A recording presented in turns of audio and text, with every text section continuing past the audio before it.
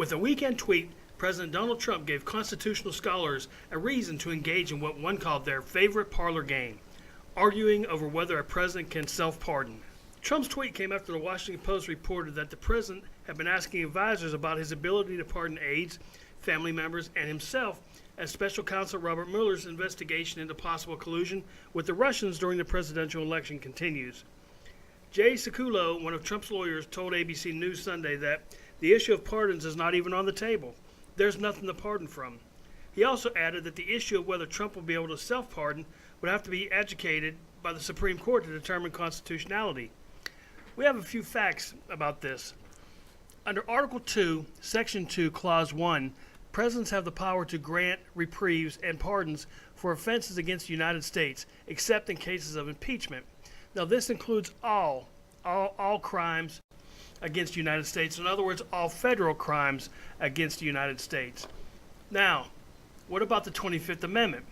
Well, this part of the Constitution provides a mechanism for temporarily making the vice president the acting president when a president is disabled from carrying out his duties. So, under such a scenario, Mr. Trump could put his pardon on firm legal footing by claiming he was temporarily disabled, receiving a pardon from Mike Pence, and then resume his role as the president. Now, here's what the 25th Amendment reads.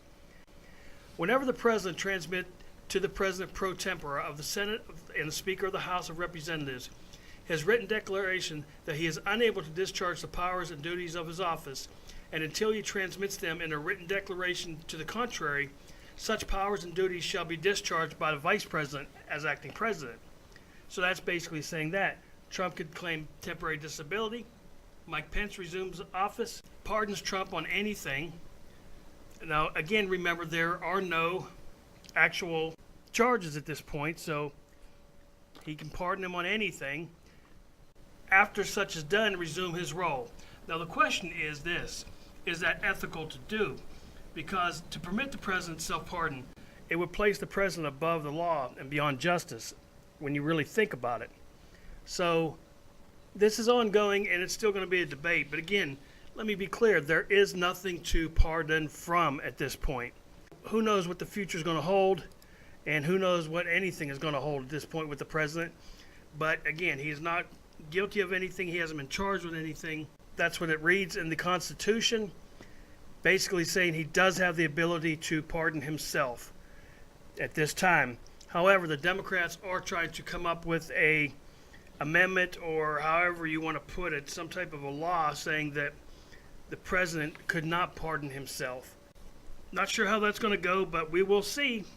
So as it stands right now, the president does have the right to pardon himself.